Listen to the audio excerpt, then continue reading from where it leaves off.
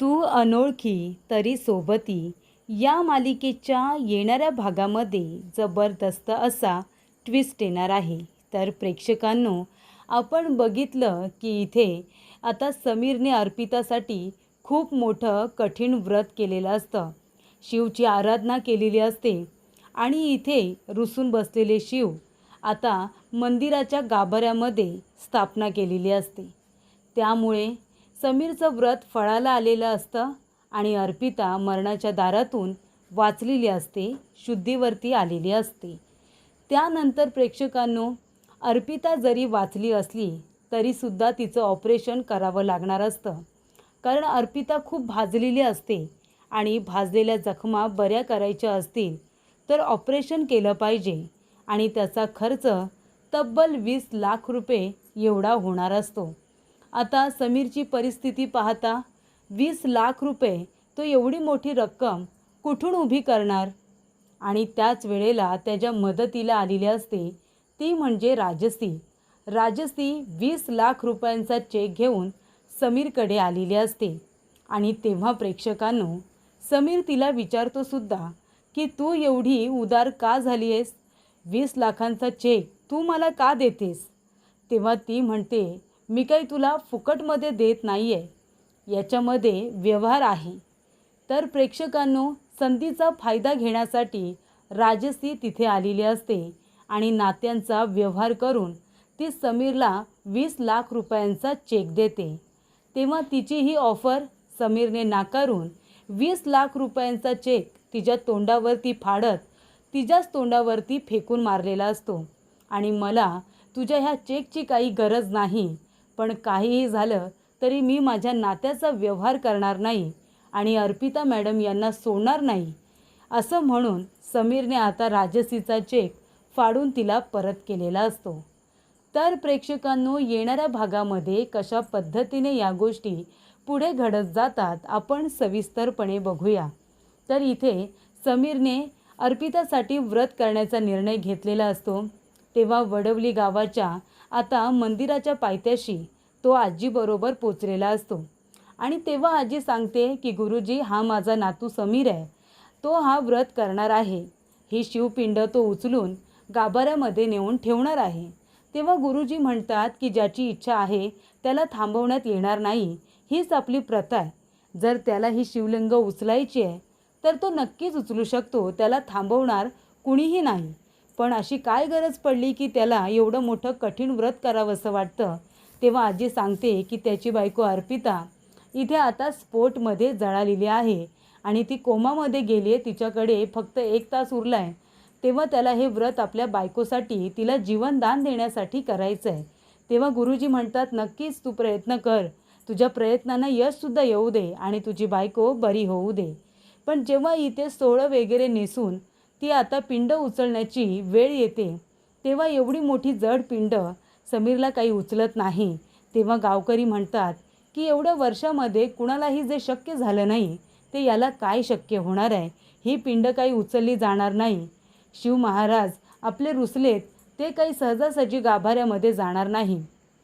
पण समीरच्या समोर इथे आता अर्पिता येत असते आणि त्यानंतर त्याच्या हातातून रक्त वगैरे येत असतं. तेव्हा अर्पिता येते, त्याच्या हाताला प्रेमाने फुंकर मारते आणि म्हणते की समीर, माझा तुमच्यावरती पूर्ण विश्वास आहे, तुमच्या प्रेमावरती पूर्ण विश्वास आहे. तुम्ही ही पिंड नक्की उचलणार आणि गाभाऱ्यामध्ये नेऊन ठेवणार. आत्तापर्यंत जे कुणीही शक्य करून दाखवलं नाही ते तुम्ही करून दाखवणारच. तेव्हा समीर ती पिंड उचलतो आणि नेऊन आता गाभाऱ्यामध्ये ठेवतो. त्याचबरोबर इथे आजीला आणि बाकीच्या सगळ्यांना खूप जास्त आनंद झालेला असतो. तोपर्यंत इथे अर्पिताचा जीव आता नाही आहे, अर्पिताचा मृत्यू झाला आहे हे डॉक्टरांनी घोषित केलेलं असतं. तेव्हा निक्की, सलील, त्याचबरोबर अर्पिताचे वडील सगळेजण रडत असतात की अर्पिता या जगामध्ये आता नाही आहे. पण त्यावेळेला तिथे समीरचं व्रत पूर्ण होतं आणि या ठिकाणी अर्पिताचा गेलेला जीव परत येतो. त्यामुळे इथे सगळ्यांचा जीवात जीव येतो. डॉक्टर म्हणतात की चमत्कारच झाला असं म्हणायला हरकत नाही. एवढ्या वर्षांमध्ये जे शक्य झालं नव्हतं ते शक्य झालेलं आहे. अर्पिता हिचा जीव परत आलेला आहे. त्यामुळे प्रेक्षकांनो, धोका आता टळला आहे. अर्पिताला आता काहीच होणार नाही. तेव्हा निक्की आनंदाने समीरला फोन करते आणि म्हणते, जीजू तुम्ही लवकर या, ताई शुद्धीवरती आलेली आहे. तेव्हा इथे आजी म्हणते, समीर बघितलंस ना, तुझ्या व्रतामध्ये इतकी ताकद होती की अर्पिताचा जीव हा तुझ्यामुळे परत आलेला आहे. तेव्हा इथे महादेवांची कृपा झाली असं म्हणून समीर आता हॉस्पिटलला यायला निघतो. त्याच्याबरोबर आजीसुद्धा असते. तेव्हा समीर येतो आणि म्हणतो, कशा आहेत अर्पिता मॅडम, त्या काही बोलल्या का? तेव्हा इथे आता लगेच निक्की सांगते की तिने डोळे उघडले होते, पण जीजू ताई फक्त आणि फक्त तुम्हाला शोधत होती. ती काही बोलली नाही, पण तिचे डोळे मात्र तुम्हाला शोधत होते. तेव्हा समीर आता जाऊन अर्पिताला भेटणारच असतो. सलीलने फोन करून रेणुका आणि नीलांबरीला सांगितलेलं असतं की अर्पिता शुद्धीवरती आली आहे आणि दादासुद्धा परत आला आहे, तो सुद्धा अगदी सुखरूप आहे, काळजी करायचं काही कारण नाही आहे. तेव्हा नीलांबरी आणि रेणुका दोघींनासुद्धा फारच आनंद झालेला असतो. नीलांबरी म्हणते, देवा तुझे खूप आभार, ती मुलगीसुद्धा सुखरूप आहे आणि माझा समीरसुद्धा. त्यानंतर ही गोष्ट आता मीनाक्षीने सांगितलेली असते राजसीला, म्हणजे मीनाक्षीला सांगितलेली असते नचिकेतने. नचिकेतला आता समजतं की अर्पिता शुद्धीवरती आली. तेव्हा मीनाक्षी खोटी खोटी का होईना पण काळजी दाखवत असते. ती विचारते की नचिकेत आता अर्पिता कशी आहे, ती बरी आहे का, शुद्धीवरती आली आहे का? तेव्हा नचिकेत म्हणतो की अर्पिता मृत्यूच्या दारातून परत आली आहे असं म्हणायला हरकत नाही. डॉक्टरांनी तिला आता डेथ घोषित केलं होतंच, पण इथे अचानकपणे मिरॅकल झालं आणि तिचा जीव परत आल्यासारखं झालं आहे. समीरच्या व्रतामध्ये इतकी ताकद आहे की तिचा जीव परत आला, आता ती शुद्धीवरती आलेली आहे. तेव्हा मीनाक्षी ही गोष्ट फोनवरती राजश्रीला सांगते की नचिकेतने आत्ताच मला सांगितलं की अर्पिता शुद्धीवरती आली आहे. शेवटीला काय झालं राजश्री, तुझा डाव फसला ना, ती जगली, आता काय करणार आहेस तू?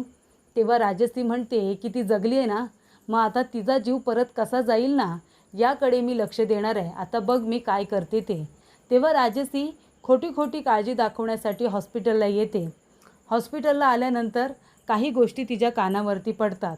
तेव्हा इथे डॉक्टरांनी समीरला बोलावलेलं असतं आणि ते समीरला म्हणतात की हे बघा, तुमचा पेशंट आता संकटातून बाहेर पडला आहे, म्हणजे धोका टळलेला आहे, पण आता पुढची प्रोसेस सुरू करावी लागेल. स्पोर्टमध्ये त्यांना खूपच जास्त जखमा झालेल्या आहेत, त्यामुळे त्यांची सर्जरी करावी लागेल आणि सर्जरी करण्यासाठी, त्यांचं ऑपरेशन करण्यासाठी जवळजवळ आपल्याला 20 लाख रुपये खर्च येणार आहे. तर तुम्ही इथे 20 लाख रुपये जमा करा किंवा तुम्ही आधी थोडे पैसे जमा करा, बाकीचे ऑपरेशन नंतर जमा करा, पण 20 लाख रुपये एवढा खर्च तुम्हाला येईल. तेव्हा समीर म्हणतो, काय 20 लाख रुपये, एवढे पैसे मी कुठून आणणार आहे? म्हणजे जर मदत कुणी केली तर कष्ट काबड करून ते पैसे मी फेडू शकतो, पण आता मला उभं कोण राहणार, कोण देईल मला पैसे? तेव्हा राजश्री म्हणते की वाह, देवाने काय संधी दिली आहे मला, आता याच संधीचा मी स्वतःसाठी फायदा करून घेणार आहे. समीरला 20 लाख रुपये हवेत ना, मी देईन त्याला 20 लाख रुपये, पण त्या बदल्यात मी त्याच्याजवळ एक व्यवहार करणार आहे. तेव्हा इथे राजश्री म्हणते, समीर अरे काय रे, कशी अर्पिता, बरी आहे ना? तिच्याबद्दल मला कळलं, खरंच मला इतकं वाईट वाटलं म्हणून सांगू, बिचारी आता बरी आहे ना, जगली आहे ना ती? तेव्हा समीर म्हणतो, जगली आहे म्हणजे त्या जगणारच होत्या, तू का असं विचारतेस? तेव्हा राजश्री म्हणते, नाही पण आता डॉक्टरांचं म्हणणं मी ऐकलं, ते आता ऑपरेशनसाठी 20 लाख रुपये मागताय. समीर तू कुठून आणणार आहेस रे आता एवढे पैसे? आता बघ ना, तुझी नोकरी पण नाही आहे आणि त्याचबरोबर आता कुठे तुमचं किचन क्लाउड सुरू झालं होतं, सुरू होण्याच्या आधीच ते बंद पडलं, आता आधीच तुमचं इतकं नुकसान झाले, त्याच्यामध्ये एवढे पैसे तू कुठून आणणार आहेस इथे अर्पिताच्या ऑपरेशनसाठी, सांग ना. तेव्हा इथे आता राजश्री म्हणते, पण तुझ्याकडे पैसे नसले म्हणून काय झालं, मग तुझी ही मैत्रीण जी तुझ्यावरती इतकं प्रेम करते ती कधी कामाला येणार? हे घे. आणि राजश्री समीरला 20 लाखांचा चेक देते. तेव्हा समीर म्हणतो, पण तू अर्पिता मॅडमचा इतका राग करतेस आणि आता तू इतकी उदार झाली आहेस की आम्हाला 20 लाखांचा चेक देतेस, ते पण ऑपरेशनसाठी, हे खरंच तू मनापासून करतेस की याच्यामागे काहीतरी तुझा डाव आहे? तेव्हा राजश्री म्हणत असते, हे बघ, आता 20 लाख रुपयांचा चेक देते, तुझी गरज मी भागवते की नाही, मला फक्त एवढंच हवं आहे की या बदल्यात मला तुझ्याबरोबर एक व्यवहार करायचा आहे. समीर म्हणतो, कसला व्यवहार, नक्की काय हवं आहे तुला, काय मागणार आहेस तू? तेव्हा इथे लगेचच ती म्हणते की मला दुसरं तिसरं काहीच नको आहे तुझ्याकडून, मला काय हवं आहे हे तुलासुद्धा चांगलंच माहिती आहे. हे बघ, तुला अर्पिताचा जीव महत्त्वाचा आहे की अर्पिता तुझ्या आयुष्यात असणं महत्त्वाचं आहे? समीर म्हणतो, दोन्ही, त्यांचा जीवसुद्धा आणि त्या माझ्या आयुष्यातसुद्धा मला महत्त्वाच्याच आहेत. तेव्हा इथे राजश्री म्हणते, सगळंच नाही मिळणार तुला. हे बघ, आता ऑपरेशनसाठी तुला 20 लाख रुपये हवेत, ते मी तुला द्यायला तयार आहे. पण त्या बदल्यात तू अर्पिताला डिवोर्स द्यायचा आणि माझ्याबरोबर लग्न करायचं. म्हणजे अर्पिताचा जीवही वाचेल आणि माझ्याबरोबर तुझं लग्नही होईल. बोल मग, आता डिवोर्स पेपर मी घेऊन आली, तू हे साईन करशील का? तेव्हा इथे लगेचच इथे समीरला खूप मोठा धक्का बसतो. काय बोलावं त्याला काहीच कळत नाही.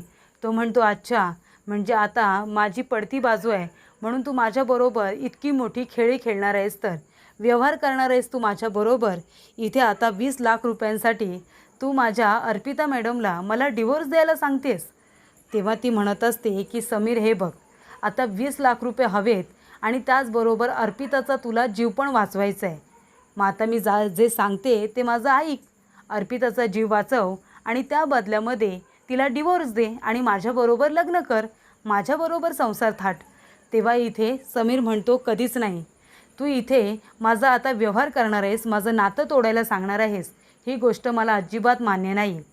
अर्पिता मॅडम बऱ्या झाल्या आणि त्यांना जर कळलं ना की त्यांना बरं करण्यासाठी मला तुझ्याबरोबर इथे आता व्यवहार करावा लागला आहे, तुझ्या पैशांसाठी मला त्यांना डिवोर्स द्यावा लागला आहे, ही गोष्ट त्यांना जर कळली तर सहन नाही होणार त्यांना. त्यामुळे तुझा चेक तुलाच लखलाप. ती म्हणते, बघ समीर, विचार कर. समीर म्हणतो, विचार माझा झाला आहे, पैसे मी कुठूनही आणेन, पण तुझ्याबरोबर व्यवहार करणार नाही आणि डिवोर्स तर मी अर्पिता मॅडम यांना अजिबातच देणार नाही. तेव्हा इथे आता समीर राजश्रीने दिलेला 20 लाखांचा चेक इथे फाडत तिच्या तोंडावरती फेकून मारतो आणि म्हणतो, काहीही झालं ना तरीसुद्धा या पैशांसाठी मी त्यांना दुसरा धक्का देणार नाही. त्या जगल्या तरी त्यांना मेल्याहून मेल्यासारखं होईल, कारण त्यांच्यासाठी मी आणि माझ्यासाठी त्या किती महत्त्वाच्या आहेत ना, हे फक्त आम्हाला दोघांनाच माहिती आहे. तेव्हा इथे समीरने राजश्रीने दिलेली ऑफर ही नाकारलेली असते. तिचा चेक फाडून टाकत तिच्या तोंडावरती फेकून मारलेला असतो आणि तिला आता तिथून त्याने जायला सांगितलेलं असतं.